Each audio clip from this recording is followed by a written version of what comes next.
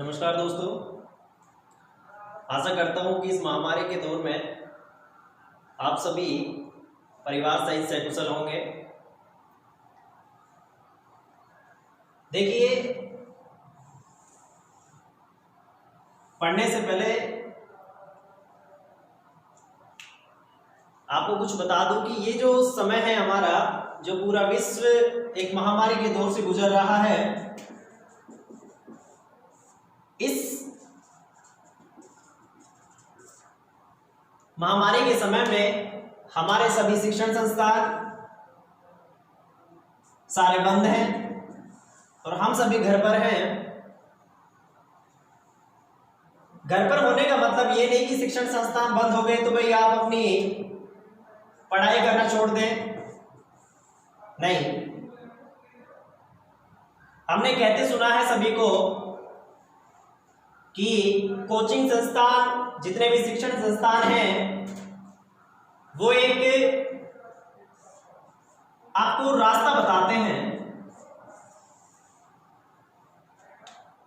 वो आपको किसी चीज में रुचि उत्पन्न करवाते हैं ताकि आप किताबों में रुचि ले सकें, लेकिन अंत में जाकर आपका स्व अध्ययन करना ही जरूरी होता है। यानी कि आपको सेल्फ स्टडी लास्ट में करनी ही करनी है, और सेल्फ स्टडी जो है वो ही आपको सफलता दिलवाती है। और जो ये लॉकडाउन का समय है, ये सेल्फ स्टडी करने का, यानी कि घर में रहकर आपको खुद का अध्ययन करने का बेहतर रास्ता है। आपके पास नोट्स हैं, ऑथेंटिक किताबें हैं, कुछ चीजें हैं 20 से 30% जो आपको YouTube पे बहुत सारी वीडियोज हैं, अच्छी अच्छी वीडियोज हैं, वहां से आप अपना अध्ययन कर सकते हैं। हमें इस समय का सदुपयोग करना चाहिए ताकि हमारी जो पढ़ाई का रूटीन है, वो एक चैन जो है वो टूटे ना। ठीक है, तो आशा करूंगा कि आप सभी अच्छे से अध्ययन करोगे। देखिए, संविधान में मैंने कल आपको, हमारी जो पिछली वीडियो थी उसमें आपको संविधान की सिर्फ बेसिक जानकारी के बारे में बताया था, और बेसिक जानकारी में आपको संविधान का अर्थ बताया था। हमारे भारतीय संविधान को अंग्रेजी में क्या कहते हैं, उसका उत्पत्ति वो कहां से हुई, बहुत सारी चीजें आपको बताई। ईस्ट इंडिया कंपनी के बारे में थोड़ा सा इतिहास बताया कि ईस्ट इंडिया कंपनी का गठन कब हुआ, ईस्ट इंडिया कंपनी भारत में कब आई, कैसे आई, प्लासी का युद्ध के बारे में आपको बताया। प्लासी का युद्ध लड़ा गया अंग्रेजों के द्वारा। दूसरा दोस्तों, आपको मैंने बक्सर का युद्ध बताया था। इन दोनों युद्धों को अंग्रेजों ने जीता, ठीक है। और यह दोनों युद्धों को जीतने के बाद अंग्रेजों ने अपनी ताकत को अपने अनुकूल बनाए रखने के लिए समय समय पर क्या पारित किए, एक्ट। देखो, इसको आप दूसरे भाषा में अधिनियम कह सकते हैं। वही नियम है, यही कानून है। भाई, हमारी सरकारें आज के समय में हम देखें, ये देखो, हमारी कोचिंग संस्थान हम चलाते हैं, कोई भी स्कूल चलाते हैं, या कोई खेल हम खेलते हैं। कोई भी खेल जब हम खेलते हैं तो हम उसके नियम कानून बना देते हैं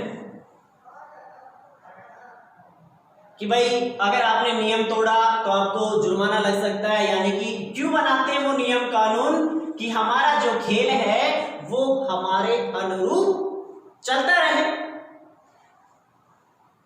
इसीलिए अंग्रेजों ने जब युद्ध जीते, अपने शासन को, अपनी ताकत को बढ़ाने के लिए, अपनी ताकत को अपने अनुकूल बनाए रखने के लिए समय समय पर उन्होंने अधिनियम पारित करे, एक्ट बनाए, नियम बनाए, बहुत सारे उन्होंने कानून बनाए। देखिए, ये भारतीय संविधान को जोड़ने की एक कड़ी है। वैसे आप, ये इतिहास का एक बिंदु है अधिनियम का, और जब आप इतिहास पढ़ोगे तो इतिहास का जो स्वतंत्र भारत का इतिहास होगा उसमें आपको अधिनियम विस्तार पूर्वक देखने को मिलेंगे, लेकिन फिर भी मैं कोशिश करूंगा कि आपको यहाँ विस्तार से मैं अधिनियमों की जानकारी दूं। देखिए, हम अधिनियम को दो भागों में बांटेंगे। कितने भागों में? दो भागों में। आप सभी ने इतिहास में 1857 की क्रांति का जिक्र सुना होगा। 1857 की क्रांति हुई, इतिहास का बिंदु उसमें अच्छे से देख लेना। मैं सिर्फ इतना बता रहा हूं कि 1857 की क्रांति का जिक्र आपने देखा तो हमारे जो दो भाग हैं अधिनियम के, वो हम 1857 की क्रांति से पहले के अधिनियम और दूसरा जो भाग होगा हमारा सेकंड है, वो हम 1857 की क्रांति का बाद वाले अधिनियम देखेंगे। देखिए, बहुत सारी चीजें ऐसी आती हैं जो हमें जानकारी नहीं होती, क्वेश्चन ऐसे ऐसे उठ के आते हैं। ये बहुत अच्छा टॉपिक है क्योंकि मैंने कई जगह देखा है आजकल जो प्रश्न आते हैं वो बहुत ही डीपली क्वेश्चन, गहराई के प्रश्न आने लगे हैं। तो जितना ज्यादा आप विस्तृत जानकारी से पढ़ोगे उतना हमारे लिए लाभ है, उतना हमारा बेनिफिट होगा। और रही बात अधिनियम की, तो ज्यादा से ज्यादा बहुत सारे अधिनियम हैं, लेकिन मोस्टली 4 से 5 अधिनियमों को पढ़ाया जाता है कि ये जो 4-5 अधिनियम हैं, 1773 का, 1909 का, 1858 का, ये अधिनियमों को ज्यादा पढ़ाया जाता है कि इन्हीं में से क्वेश्चन आता है। लेकिन क्वेश्चन कहां से आ जाए, प्रश्न कहां से आ जाए, ये हमें नहीं पता होता। अगर हमें प्रश्नों को पता लग जाए कि बस ये 1773 का एक्ट है, इसी में से सब प्रश्न आएगा, तो हम 1773 को पढ़ेंगे ना। हम इतनी सारी किताब पढ़ने की क्या जरूरत है? तो पता नहीं होता। अब पता नहीं है क्या आ जाए, अब क्या आ जाएगा, तो हमें पूरी गहराई से पढ़ने की जरूरत है। देखिए, अधिनियम जो हैं बहुत सारे अंग्रेजों ने बनाए और बताया जाता है कि लाइन याद करना कि ये जो अधिनियम है ये भारतीय संविधान के विकास के सीढ़ियां बनी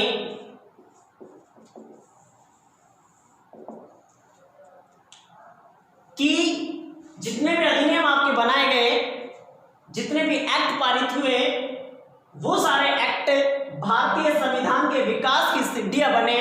यानी कि कहने का मतलब भारतीय संविधान को जब बनाया गया तो भारतीय संविधान का जो विकास हुआ, जितने नियम कानून बनाए गए, वो सारे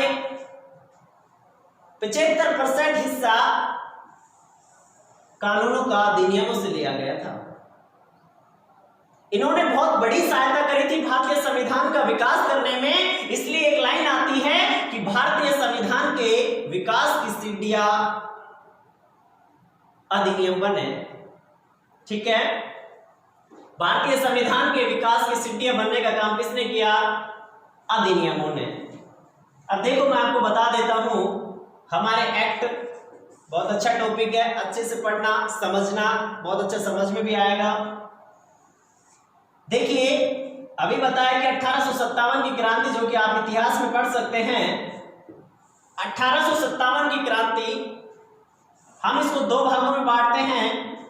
57 की क्रांति से पहले बनने वाले अधिनियम, दूसरा 1857 की क्रांति होने के बाद बनने वाले अधिनियम।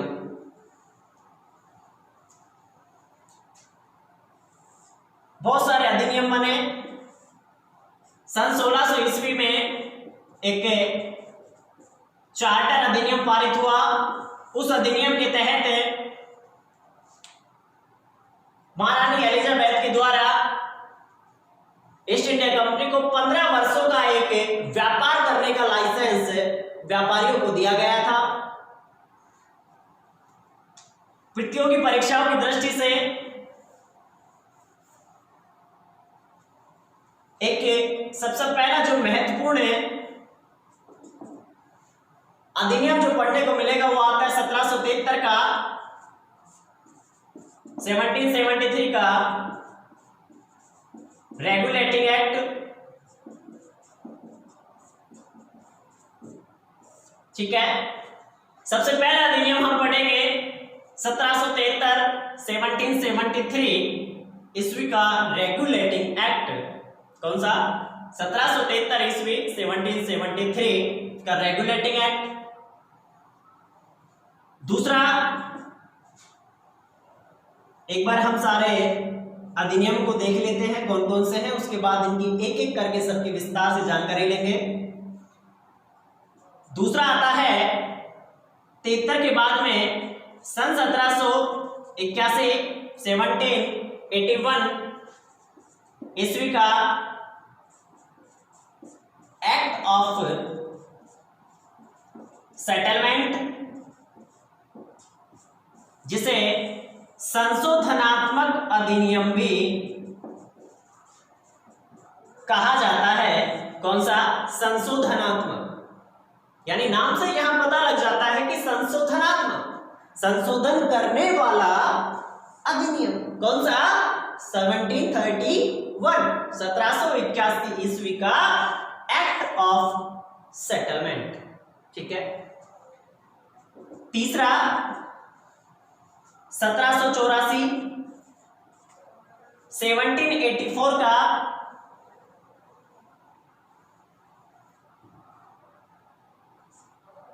पिट्स इंडिया एक्ट,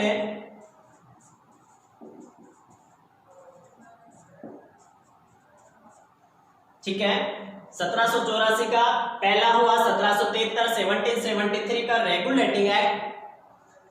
दूसरा 1781 का एक्ट ऑफ सेटलमेंट, जिसे अमेंडमेंट एक्ट भी कहते हैं, जिसे संशोधित एक्ट भी कहते हैं, जिसे संशोधनात्मक एक्ट के नाम से भी जाना जाता है, जो कि आप जब विस्तार से देखेंगे तो आप देखना। तीसरा 1784 का पिट्स इंडिया एक्ट। कौन सा? Pitt's India act. फोर्थ 1793 1793 ईस्वी का 1793 ईस्वी का चार्टर अधिनियम।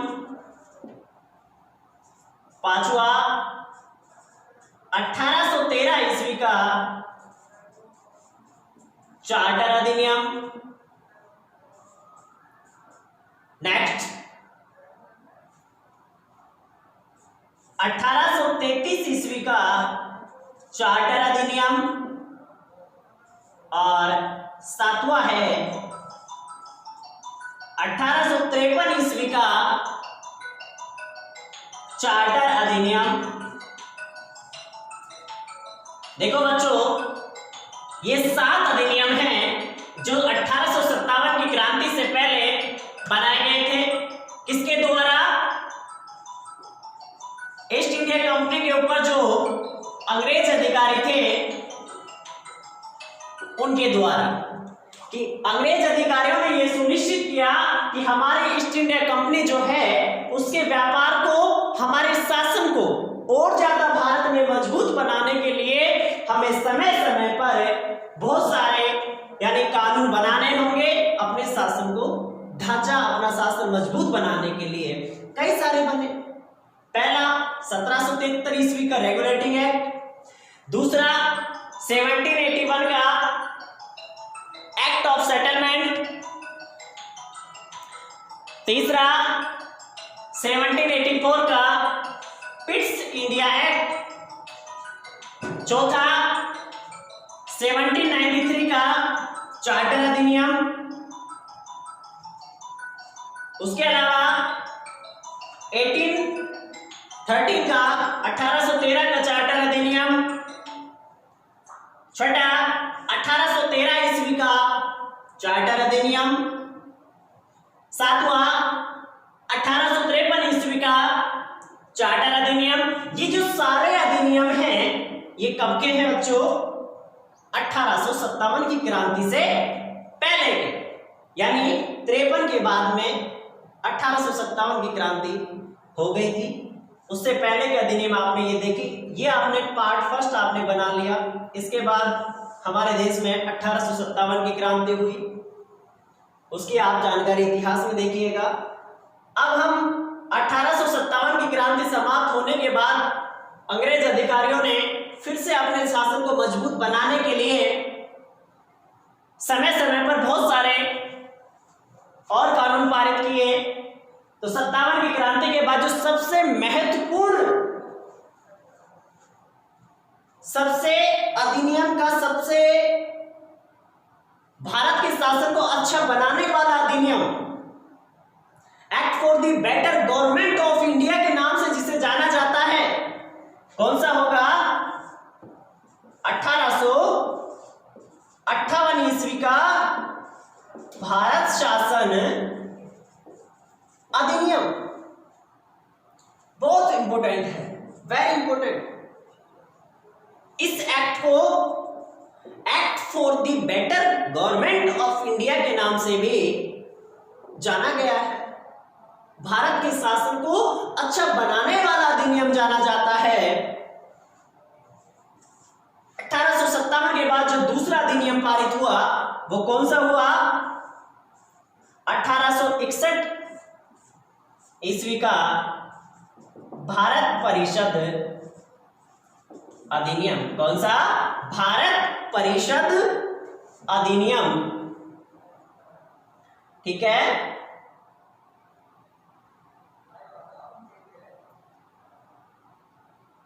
उसके बाद तीसरा 1861 के बाद में 1873 ईस्वी का एक छोटा सा अधिनियम आता है जिसमें कुछ बातें हैं वो आपको विस्तृत जानकारी में बता दूंगा। चौथा 1876 ईस्वी का शाही उपाधि अधिनियम। देखिए, विषय की हर चीज बहुत महत्वपूर्ण होती है, रुचि होनी चाहिए जानने की। जितनी गहराई से आप पढ़ोगे उतना आपको अच्छा समझ आएगा, जितनी गहराई से आप अध्ययन करोगे उतना आपका लाभ होगा, जानकारी होगी। तो आप किसी भी एग्जाम्स में, किसी भी प्रतियोगी परीक्षा में अगर कहीं से भी क्वेश्चन आता है कर सकते हैं। शाही उपाधि अधिनियम 1876 का शाही उपाधि अधिनियम। इसके बाद 1892 का 1892 ईस्वी का भारत परिषद अधिनियम।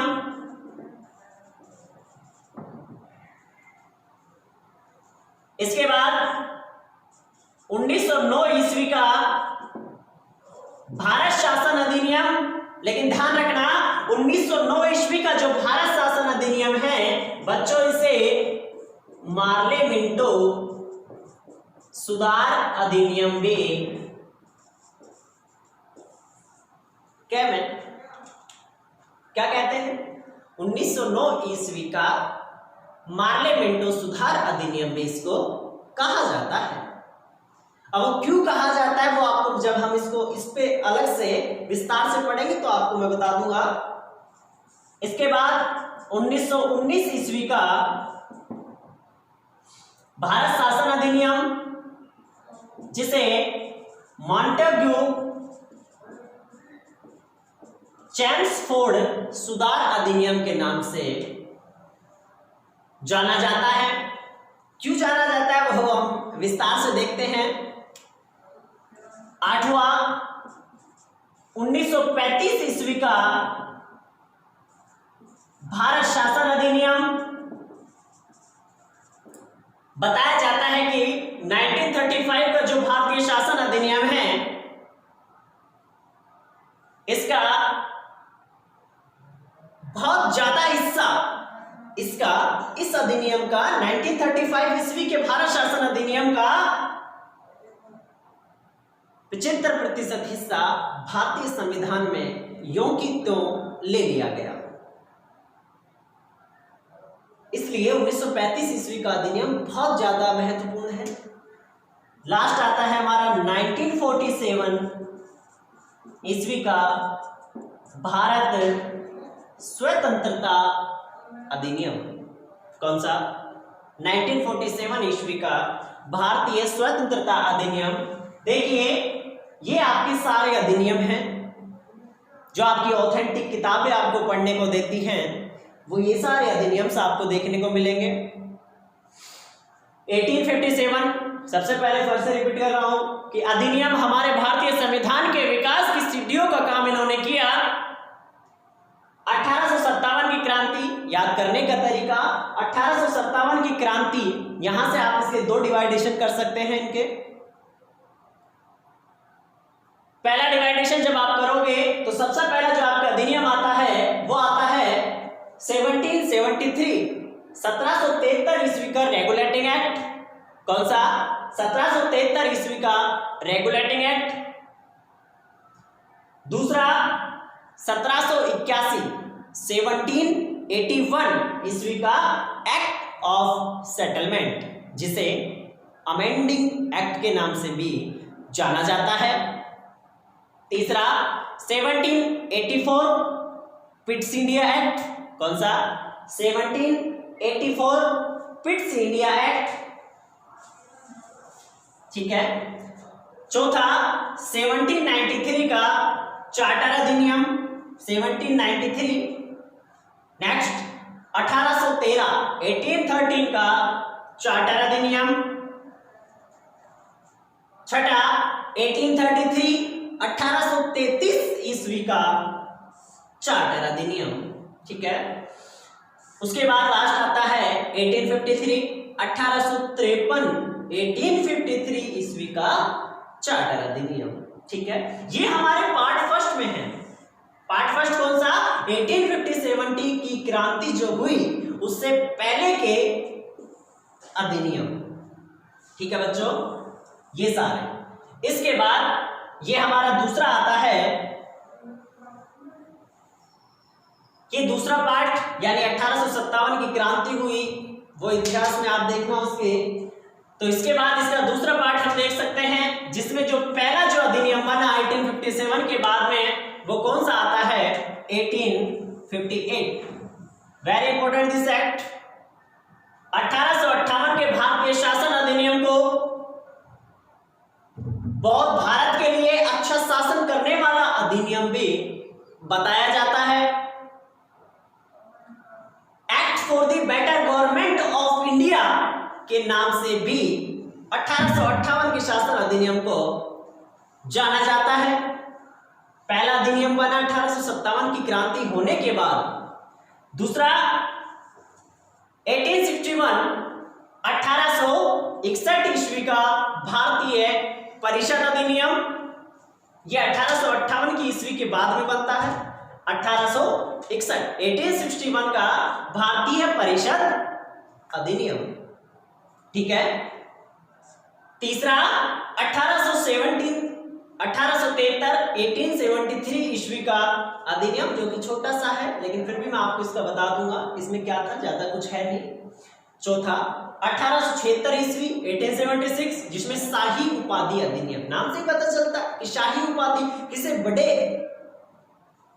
कह सकते हो, सेलिब्रिटी कह सकते हो, किसी महारानी। उस टाइम भाई जिस हिसाब से हम बात कर रहे हैं, जिस समय की हम बात कर रहे हैं, उसमें महारानी, महाराजा, राजा,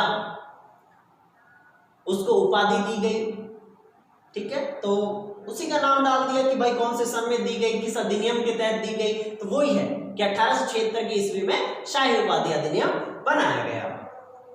1892 भारतीय परिषद अधिनियम 1892 का। छठा 1909, कौन सा? 1909। देखिए लास्ट की जो ये चार हैं, इनमें से बता देंगे कौन से महत्वपूर्ण है, सभी को आपको पढ़ना है, लेकिन जिन पे गौर करना है वो भी आपको बताया जाएगा। लास्ट के चार बहुत महत्वपूर्ण है, अच्छे से गौर कीजिएगा। 1909 ईस्वी का मार्ले मिंटो सुधार अधिनियम। मार्ले और मिंटो, देखिए ये वायसराय और एक मंत्री पद की व्यवस्था हुई भारतीय राज व्यवस्था के अंदर उस समय अंग्रेजों के काल में, तो दोनों वही हैं, तो इसलिए उनके नाम पे इनको बना दिया गया कि मार्ले मिंटो ने एक अधिनियम बनाया और मार्ले मिंटो सुधार अधिनियम के नाम से इसे जाना जाता है। सातवां 1919 का मॉन्टेग्यू चैम्सफोर्ड सुधार अधिनियम, ये भी वही है, ये भी वही है, इसीलिए इसको भी मॉन्टेग्यू चैम्सफोर्ड सुधार अधिनियम के नाम से जाना जाता है। इसके बाद 1935, जो कि आपको बताया था कि वेरी इंपॉर्टेंट दिस एक्ट, 1858 के बाद में, क्योंकि भारतीय संविधान को जब बनाया गया तो भारतीय संविधान का इस अधिनियम से बहुत सारा हिस्सा यूं की यूं भारतीय संविधान के नियम कानूनों में ले लिया गया था, इसलिए 1935 ईस्वी का भारतीय शासन अधिनियम। और चौथा लास्ट आपका आता है अधिनियम 1947, और 1947 में भारत और पाकिस्तान, एक राज्य एक देश जिसके दो बंटवारे कर दिए गए, विभाजन की घटना जिसमें भारत और पाकिस्तान दो अधिराज्यों की क्या हुई, स्थापना हुई थी। ठीक है, ये सारे आपके अधिनियम हैं, इन सबको आपको पढ़ना है। यह अधिनियम का आपका बिंदन बिंदु है, जिसमें पार्ट फर्स्ट और पार्ट सेकंड आपको मैंने करके बताया। एक बार हम 1857 की क्रांति से पहले के अधिनियमों को विस्तार से देखेंगे, उसके सेकंड पार्ट में हम 1857 की क्रांति के बाद वाले सारे अधिनियमों को हम अच्छे से पढ़ेंगे।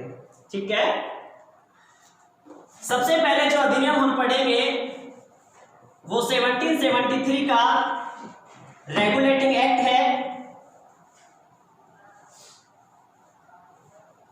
1773 ये एक्ट ईस्ट इंडिया कंपनी को बहुत सारी चीजें सिखाने के लिए बनाया गया था।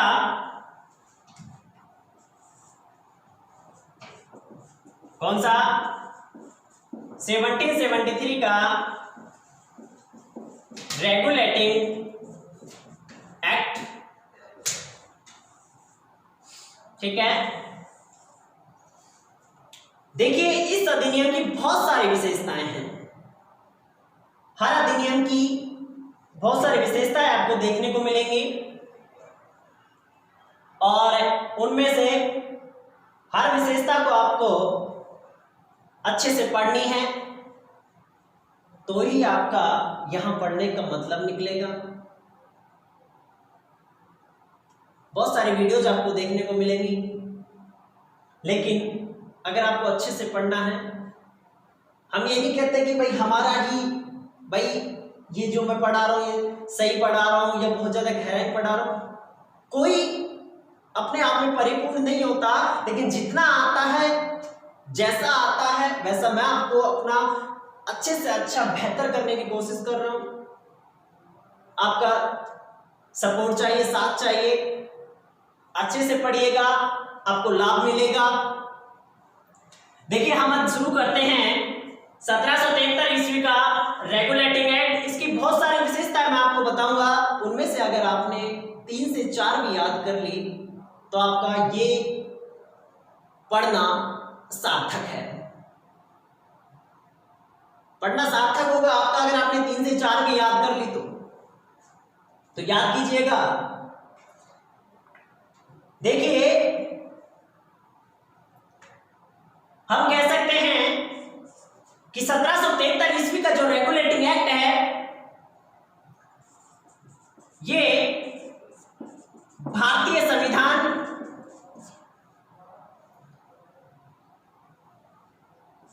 के विकास की प्रक्रिया का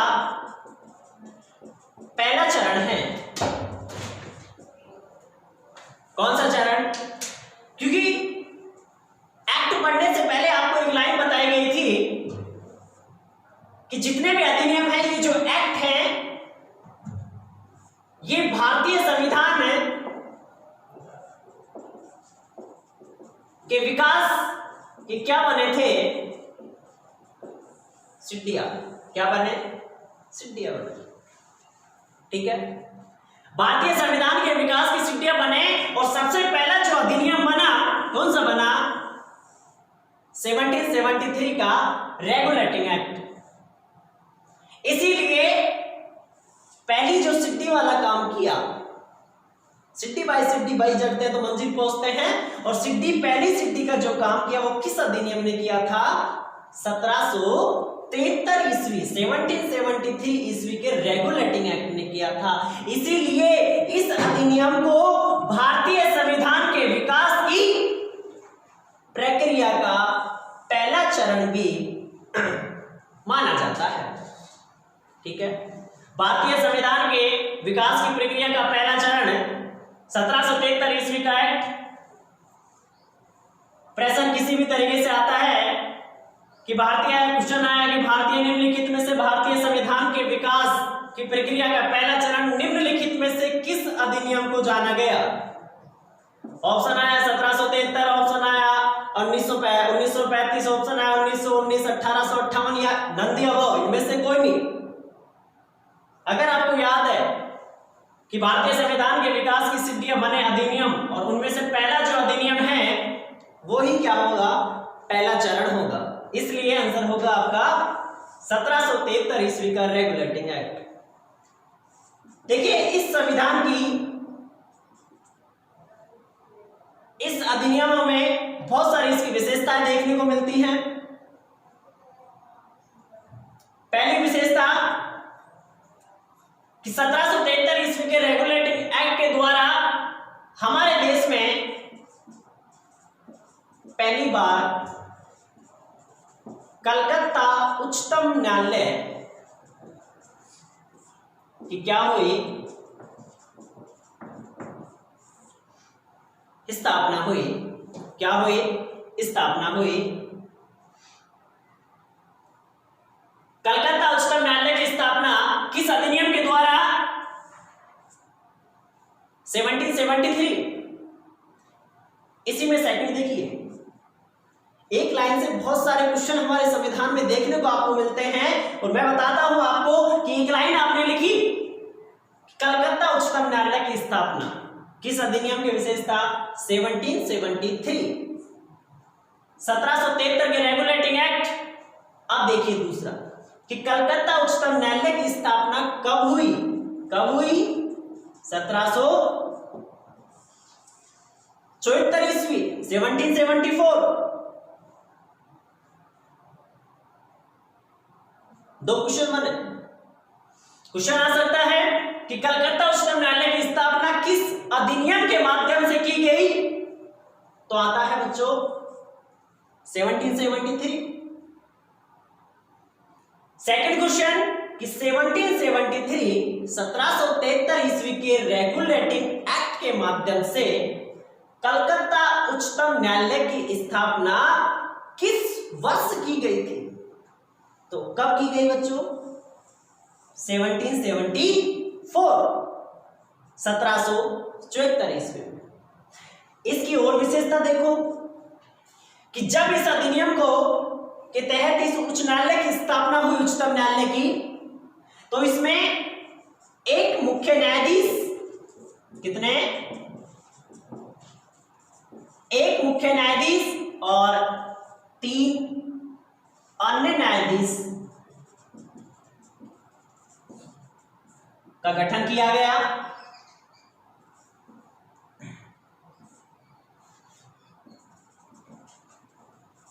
अन्य न्यायाधीशों का गठन किया गया, यानी कि उच्चतम न्यायालय की स्थापना 1774 ईस्वी में हुई।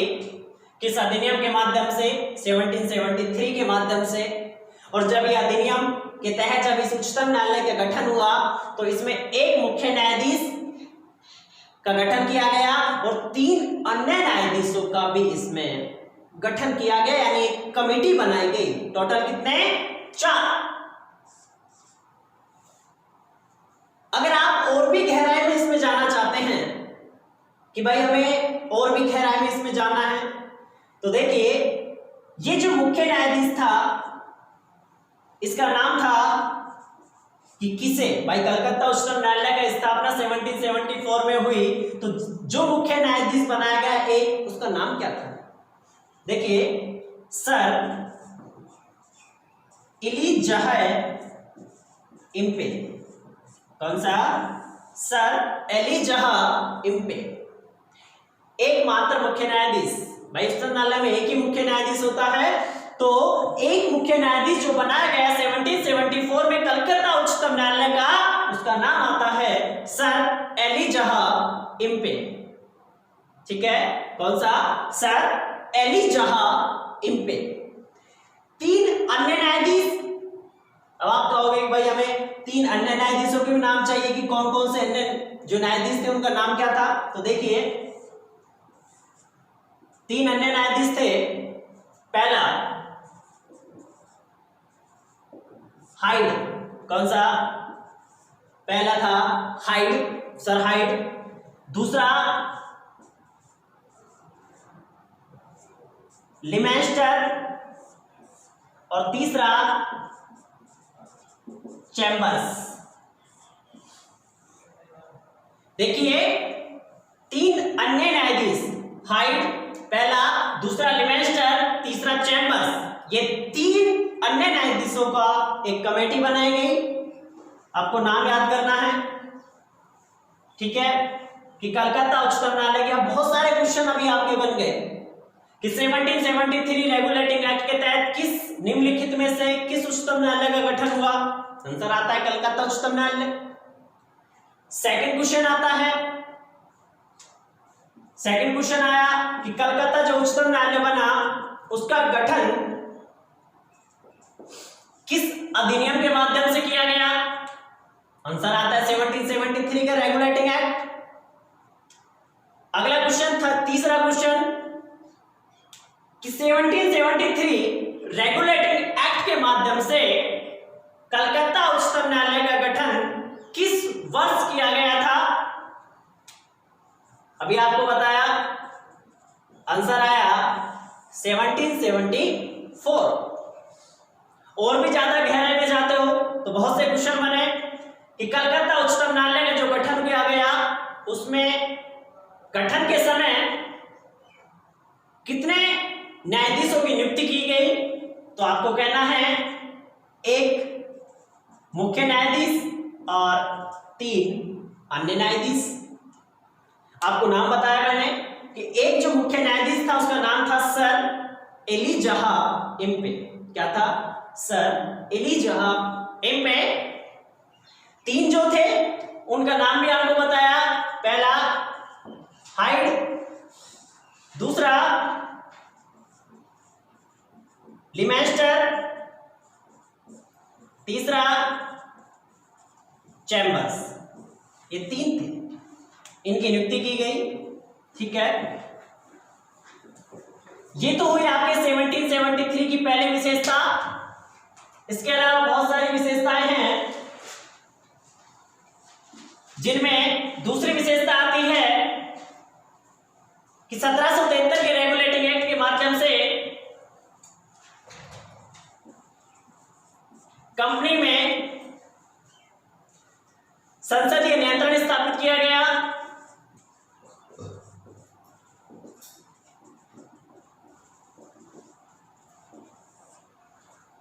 दूसरी विशेषता कि 1773 के रेगुलेटिंग एक्ट के माध्यम से कंपनी में संसदीय नियंत्रण स्थापित किया गया।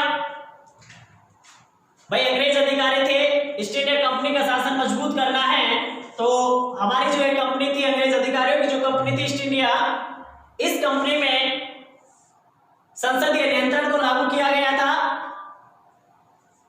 तीसरी विशेषता कि अंग्रेज अधिकारियों के द्वारा ईस्ट इंडिया कंपनी के कर्मचारियों पर यह प्रतिबंध लगा दिया गया कि आप भारतीय लोगों